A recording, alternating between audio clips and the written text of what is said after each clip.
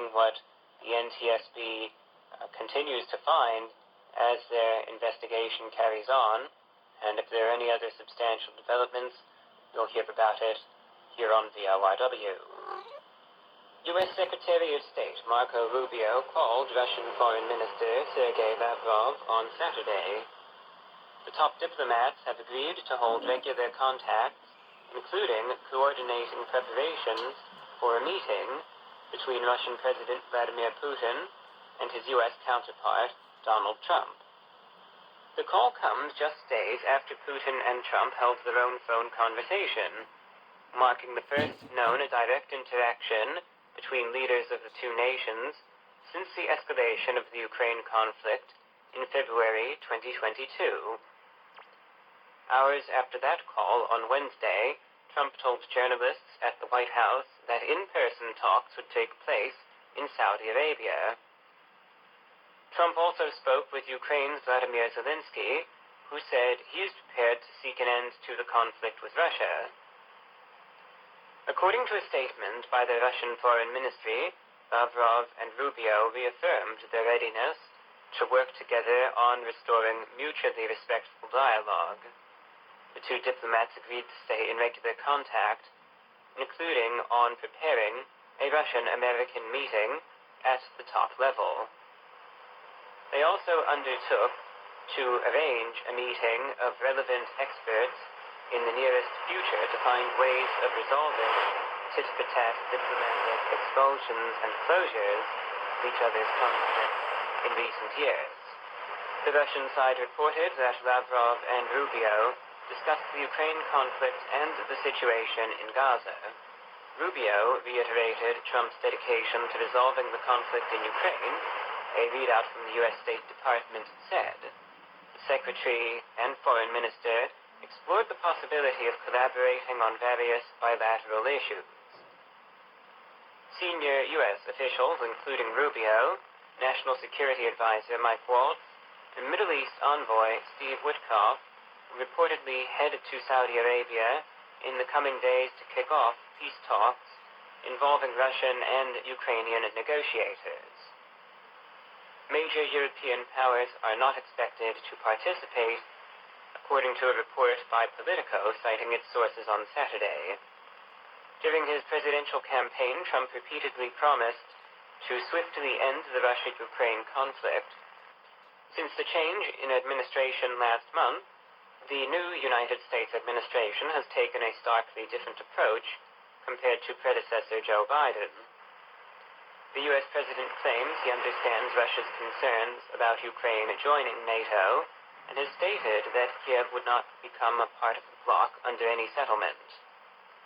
Russia has repeatedly said it remains open to negotiations, but has insisted that key issues, such as Ukraine's NATO ambitions, must be resolved.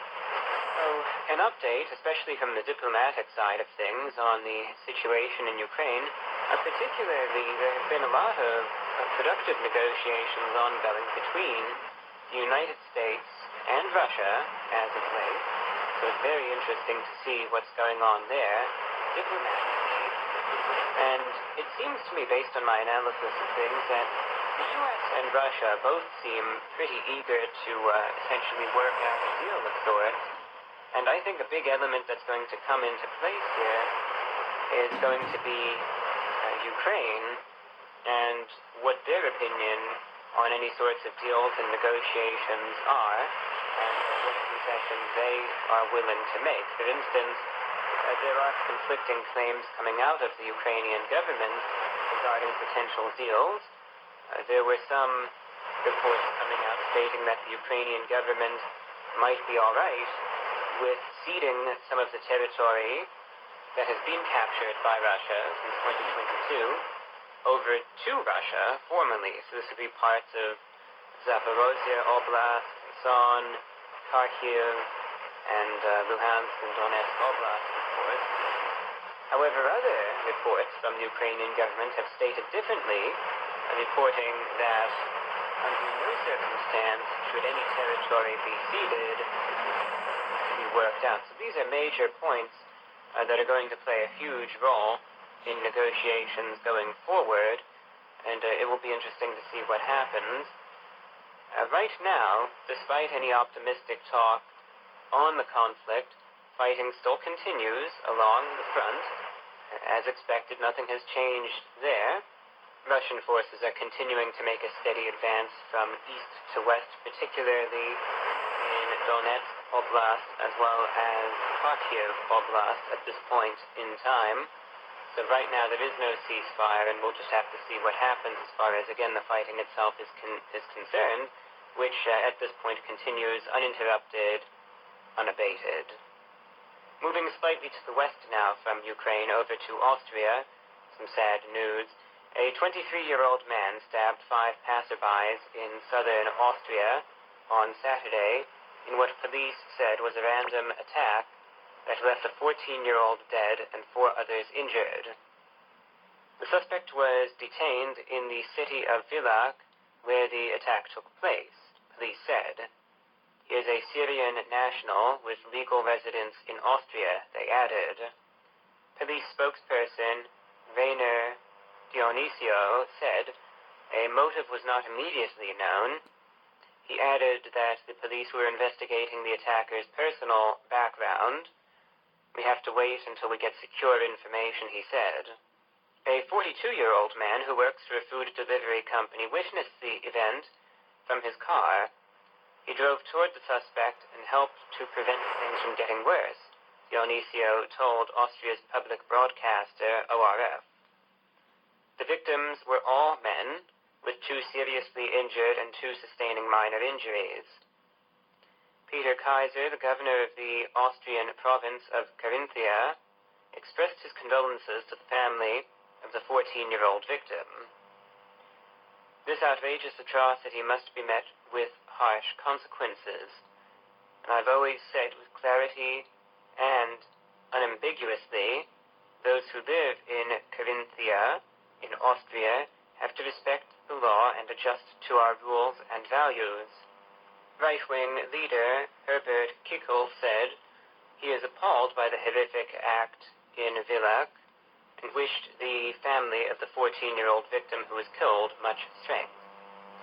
At the same time, I am angry at those politicians who allowed stabbings, rapes, gang wars, and other capital crimes to become the order of the day in Austria.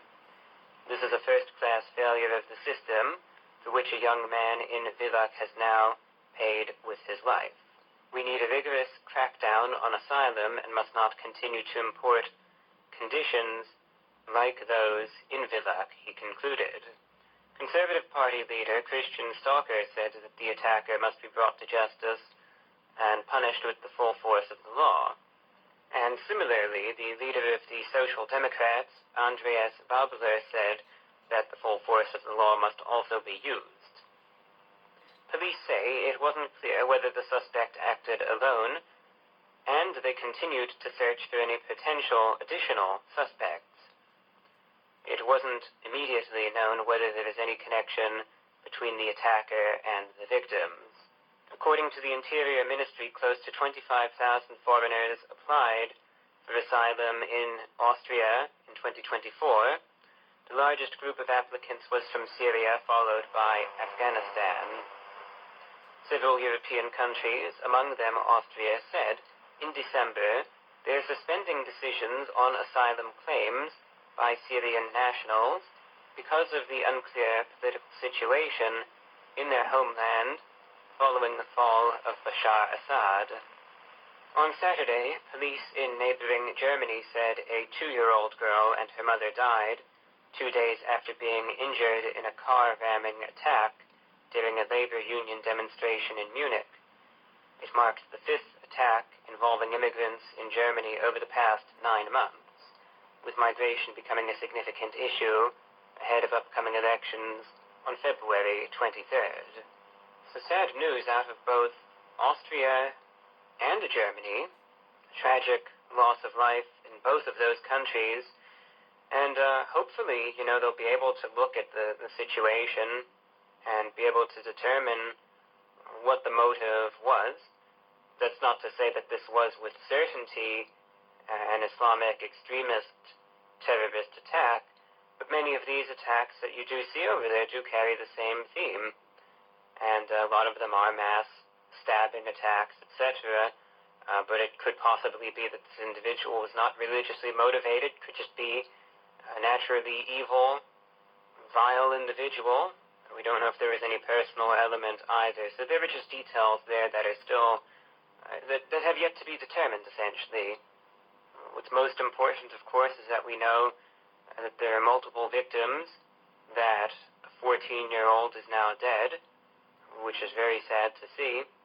We also don't know if there are any other suspects, if this was any sort of coordinated effort, if this was someone that just snapped, if there was any group affiliation, etc. So hopefully, regardless of what this ends up being, and regardless of how this appears to look right now, hopefully the authorities in Austria will do their job and really crack down on this and do their best to keep everyone there safe and try to prevent things like this from happening again.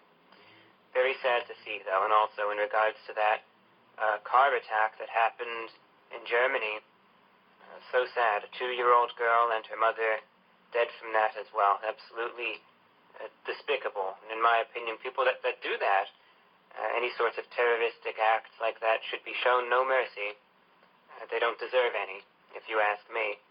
But that's just my opinion. We gave an update about this in the previous broadcast, and again, I just like to provide updates as they come in. Chaotic scenes have been unfolding in Bukavu, in the Eastern Democratic Republic of Congo, as the M23 rebel group continues its offensive in the region. On Saturday, there were reports of heavy gunfire and widespread looting in the city, including at a World Food Program depot, with residents sheltering in their homes. It follows reports about whether the Rwanda-backed fighters had entered the key city of Bukavu after advances in the region. It is confirmed that on Friday, M23 fighters seized Kavumu Airport north of Bukavu. The UN and the European Union have voiced alarm over the worsening conflict. And most recently, a threat by Uganda's army chief to attack a Congolese town has sparked fears the conflict could flare into a regional war. UN Secretary General Antonio Guterres told an African Union summit on Saturday a regional escalation must be avoided at all costs, and that there was no military solution. The sovereignty and territorial integrity of DRC must be respected, Gutierrez continued. The Congolese government accuses Rwanda of sowing chaos in the region in order to benefit from its natural resources, a claim Rwanda has denied. Hundreds of thousands of people have been forced from their homes in recent weeks as a result of the swift advance by the M23 forces and the Rwandan army.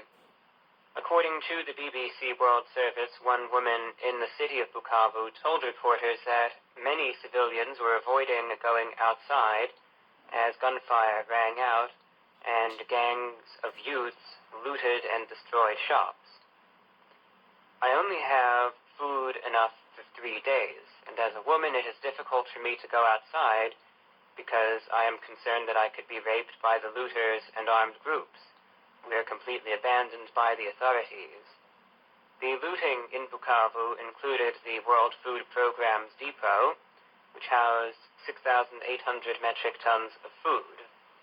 There have been conflicting reports over whether M23 fighters have entered Bukavu, as the group claims, and to what extent. Local residents in the northern Bukavu suburb of Bagira say they have observed M23 fighters on the streets, and no sign of fighting in that suburb is reported, with the rebel group being in full control.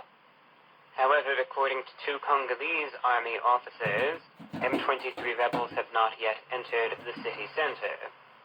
If the city of Bukavu is captured by the M23, it would represent an unprecedented expansion of territory under the M23's control since the latest fighting began in 2022. Bukavu, which is close to the border with Rwanda, is on the southern tip of Lake Kivu and is an important transit point for local mineral trade. Meanwhile, on Saturday, the chief of Uganda's defense forces, General Muhoozi Kainerugaba, said in a post on X that he would attack the town of Bunia, also in the east of the Democratic Republic of Congo, unless all forces there surrendered their arms within 24 hours, igniting fears of a wider conflict. The threat by General Kainerugaba, whose father is the president of Uganda, adds to fears that the region risks slipping back into a broader war, reminiscent of conflicts of the 1990s and 2000s, which killed millions. In a confusing development, Uganda's military, since 2021, has supported the Congolese army in its fight against Islamist militias in the east, but UN experts also say that Uganda has backed the M23 group. The mineral-rich east of the Democratic Republic of Congo has been dogged by conflict for more than 30 years since the 1994 Rwandan genocide. The instability has sucked in neighboring countries to devastating effects.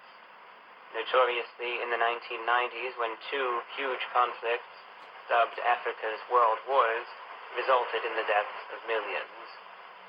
So just an update on the situation in the Eastern Democratic Republic of the Congo, about as chaotic, confusing, and hectic as it gets. And again, I try to interpret all of these claims reasonably, and I do find it interesting now, because obviously the forces of the Democratic Republic of the Congo, their claims can't fully be trusted at this point. So the latest reports now, because the other day we said there were reports emerging that M23 forces were entering Bukavu, but that the Congolese forces said they were holding them off outside the city, and there was intense fighting. Well, now there's reports coming out. Individuals living in some of the suburbs of Bukavu say those areas are under full control by the M23. We know that the Congolese troops just ran away from the airport there and abandoned it. And now the official Congolese narrative is not that they're holding off the forces of the M23 well outside the city, just that the M23 haven't entered the city center yet. So based on that, I would say it's extremely likely that the M23 are obviously in Bukavu at this point, and I think it's just going to be a matter of time until that falls, the way that things are going, if it hasn't fallen already by now. There's no sign of this conflict slowing down, and then you have Uganda, neighboring country there, which amusingly is they're playing both sides. They'll just help out the DRC one way, but then they'll also aid the M23 who's fighting against them, and now they're sort of jumping into the fray, for lack of a better word, and they may get involved as well, perhaps for their own personal gain. They might be thinking, well, this area is rich in some natural resources that we could benefit from. Everyone's distracted and confused and may not have the resources to respond, so maybe we'll pile in and see what we can get out of this too. So this is another element now that's entering the conflict that we're going to have to see what happens. Very bad situation though, and I doubt it's going to be going out of the news anytime soon, so of course you'll hear updates on it as they come in. But continuing to put the spotlight on the situation in the Democratic Republic of the Congo, here on VORW Radio International. In the last broadcast we mentioned that there were 3 Israeli hostages that were likely to be released on Saturday from Hamas, and indeed the 3 Israeli hostages have been freed from Gaza in exchange for hundreds of Palestinian prisoners. The 3 men, American-Israeli Sagi Dikel-Chen, Russian-Israeli Alexandra Trufanov, and Argentinian-Israeli Yair Horn, were released in Khan Yunis in southern Gaza in the 6th such exchange under the truce. The men appeared to be in better health than the 3 previous hostages released last week. The three were given what appeared to be bags filled with memorabilia. Horn was seen carrying what appeared to be a small hourglass, and Trufanov appeared to face some difficulty climbing down the stairs. Soon after the release of these three hostages, 369 Palestinian prisoners and detainees were released on Saturday, the largest number yet, under the truce. The Gazan militants have now released a total of 19 Israeli hostages as part of the first phase of the ceasefire agreement, of a total of 33 promised at staggered intervals during this stage. Despite Saturday's releases, uncertainty looms over the future of the wider agreement. Negotiations on extending the ceasefire, which expires on March 1st, are in doubt. So, just a brief update on the situation in the Middle East. We were wondering if this exchange would actually go through, and indeed it has. And lastly, this is one of those stories, and granted, it's a short story, and I really do, I feel bad for the victim here, because these are serious injuries, but at the same time, when I see something like this, I cannot help but shake my head in disbelief, essentially, and I just personally think to myself, what did you really think was going to happen? But again, that's not to try to say that this person deserved what happened to her, but I'm still in disbelief as I look at this. Thompson Cove Beach, Turks and Caicos Islands. A woman reportedly lost her hands to a shark attack while she was trying to take a selfie with the large creature. According to the New Zealand Herald, the woman was reportedly a 55-year-old Canadian tourist visiting the Thompson Cove Beach in the Caribbean. The woman reportedly attempted to engage and grab at the 6-foot-long shark, at which point the animal attacked her and seriously injured her hands. The outlet reported that the woman had one of her hands amputated below the wrist. The other arm was amputated halfway up the forearm. Other beachgoers saved the woman from an even worse fate, with her husband scaring off the shark after the attack, and strangers gathering around her using their clothes to slow the bleeding. Again, according to authorities, the woman was specifically attempting to take a photo of or with the shark and was deliberately approaching the creature and utter disbelief as I look at this. The shark was minding its own business, and this person went right over to the thing, was grabbing at it to try to get a selfie with the shark, and the shark responded accordingly. Horrible injuries, though, lost both hands and part of an arm. So this is obviously debilitating, extremely severe injuries from this attack. But at the same time, I just can't see how the idea of trying to get a selfie with a shark in the wild could come to anyone as a good idea. You know, you just let the thing be and call it a day. But it's not the first time, of course, where people have tried to get a picture with one thing or the other for social media purposes and have suffered grave consequences, sometimes life-altering in this case, in other instances, life-ending consequences for doing so. I think it's just a lesson. It's always important to try to think before you act and understand that it's just a picture. It's not worth that much. Certainly not your life or the possibility of permanent, crippling injuries. That's the latest news from VORW Radio International. Now for the remainder of the broadcast, I'd like to balance out this talk and discussion with some listener music requests. I know I haven't been feeling the best today, and I'm sorry if my delivery was far from perfect. All I ask is for your understanding. Now you'll get a nice little break from hearing me drone on, and you'll be able to bless your ears with some hopefully good music. Before we get into the music, though, please note that I have no analytics for this transmission. That means I have no statistics, no metrics, no way of knowing there is anyone out there listening into this broadcast right now. As a matter of fact, the only way I know that anyone out there is even tuned into this program is through direct correspondence, and that's it. So you have to send me an email to let me know you're out there listening. Otherwise, I have no idea that any one single person is actually catching the broadcast. And it's extremely important to know that this broadcast is actually reaching someone, anyone, anywhere, that's actually going out to an audience. So it would be a pleasure to hear from you, and a short email to let me know you're listening would be very much appreciated. You could send in a reception report, let me know how the signal is coming through on your end. Maybe let me know whereabouts in the country or in the world you're receiving this transmission in. And likewise, if there is a song you would like to hear played, I am very lenient with the music in this broadcast. Any title, any artist, any genre, any era, pick a song, any song. I shall note it down and try to the best of my ability to get it played for you. Here's how you can reach me. Just send in an email to the following email address. VORWINFO@gmail.com. That's VORWINFO@gmail.com.